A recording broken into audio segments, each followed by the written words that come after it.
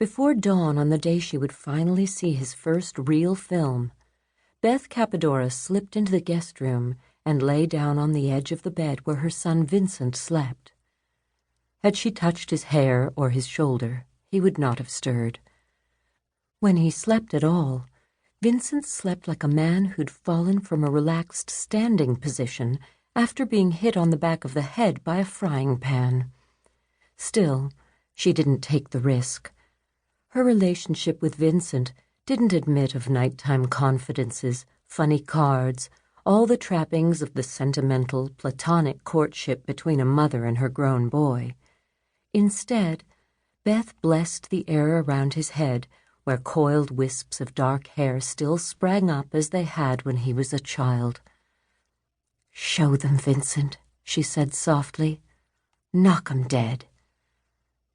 Beth asked only a minor redemption, something that would stuff back the acid remarks that everyone had made about where Vincent's career of minor crime and major slough-offs would end, because it had so far outlasted the most generous boundaries of juvenile delinquency. She wished one thing itself, simple and linear: let Vincent's movie succeed.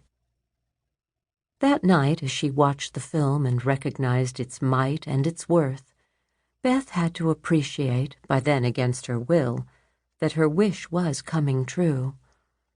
What she didn't realize was something that she'd learned long ago. Only long months from that morning did Beth, a superstitious woman all her life, realize she had forgotten that if a wish slipped like an arrow through a momentary slice in the firmament, it was free to come true any way it would.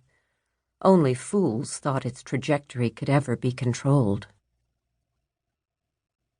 16 hours after Beth tiptoed from Vincent's bedside, a spotlight beam shined out over the seat where she sat fidgeting and craning her neck to peek at everyone else taking their seats in the Harrington Community Center auditorium. Suddenly, there was Vincent on stage.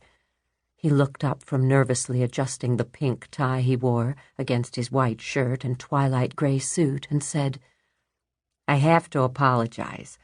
We have a little technical glitch we need to fix, and then we'll be ready. Thanks for your patience. In just a moment, the first voice you will hear is my sister, the opera singer, Kerry Cappadora, who also narrates this film. I'll be right back. I mean, the film will.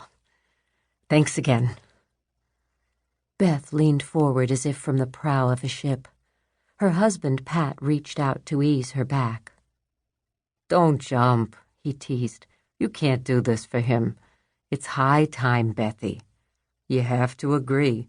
Vincent's lived la vita facile too long." "I know," Beth agreed. Though she didn't speak Italian, she wanted to poke Pat in the ribs, and not gently. Vincent earned his way, after a fashion. Vincent owned a home, after a fashion. 2 rooms in Venice Beach, California, that had once been a garage. Vincent had made a gourmet chocolate commercial, nominated for an Addy Award. He hadn't asked them for a dime since.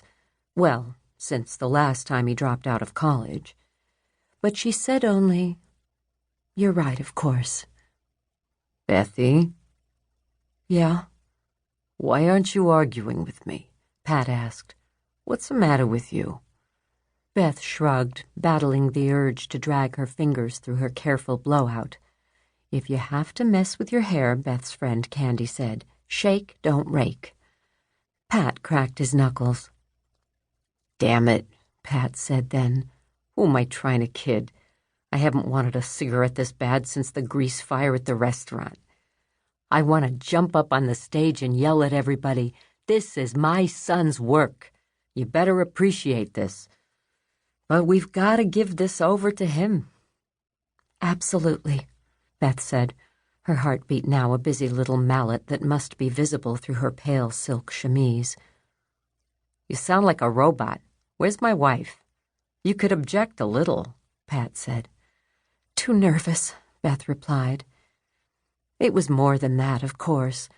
nothing that she could confide even in Pat. For Beth was in part responsible for her son's brushes with the law and his seeming inability to finish anything. In part, was she flattering herself? Once upon a time, Vincent had done everything he could, including selling a few bushels of, thankfully, low-ordered drugs to get his mother's 1,000-yard stare to focus on him.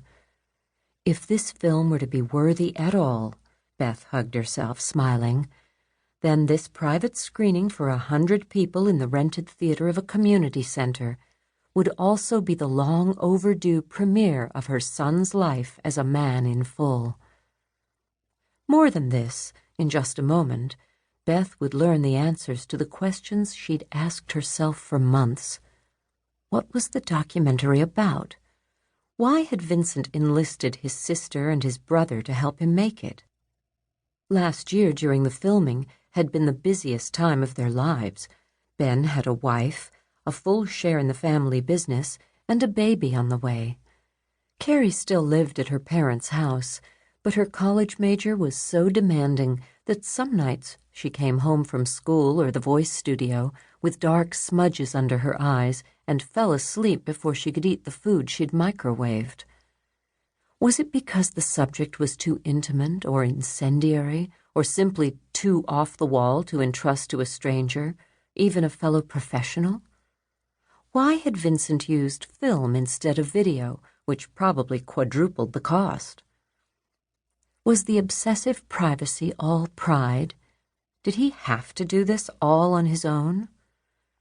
With his first documentary, Alpha Female, a snapshot of the life of a young farmer's wife and mother of 4 putting herself through college as a part-time dominatrix, Vincent had turned to Beth, a photographer for nearly 30 years, on everything from how to light someone so blonde that her features were nearly achromatic, to how to coax an interview out of the woman's stern, disapproving parents.